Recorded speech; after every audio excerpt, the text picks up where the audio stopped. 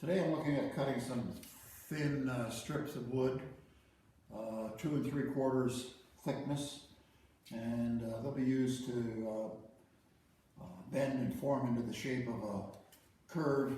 And what I'm up to is I'm repairing this wagon wheel with the whole circumference area there rotted out. So this piece is 1 1/4 thick.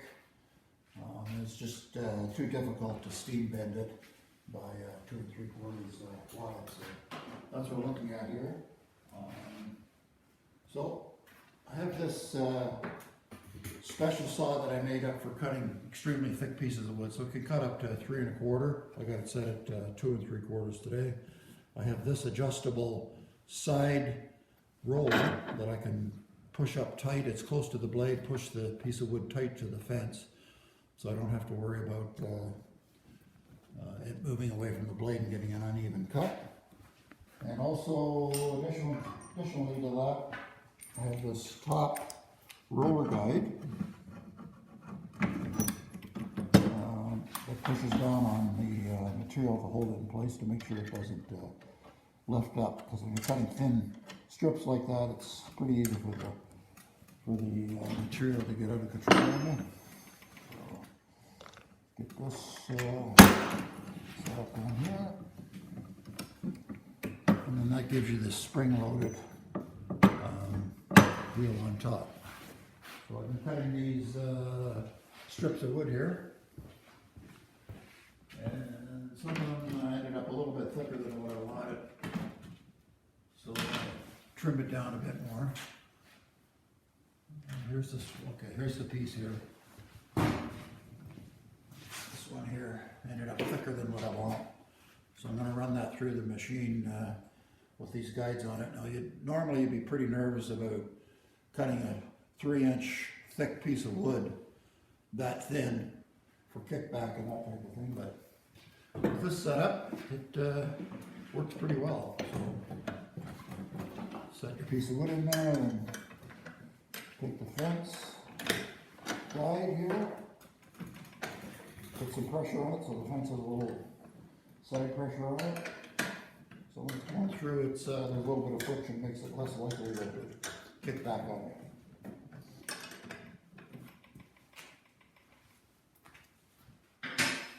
I'll fire up the saw and we'll give it a try, see how well it works.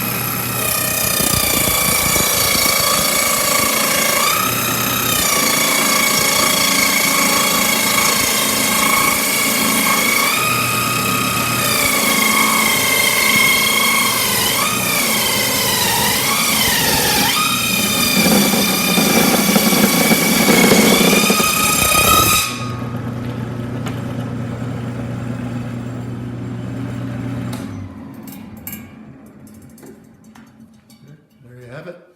So yeah, we're able to cut real thin pieces of wood on a circular saw. without any danger of it coming back and kicking on you. You can see it got a little bit unstable at the end after it left the wheel, so without that guide, you'd never do it. You'd be jumping all over the place, and side guide's equally important. So yeah, I would call it a pretty good success. And yeah, that's it for a couple of easy attachments on your table saw.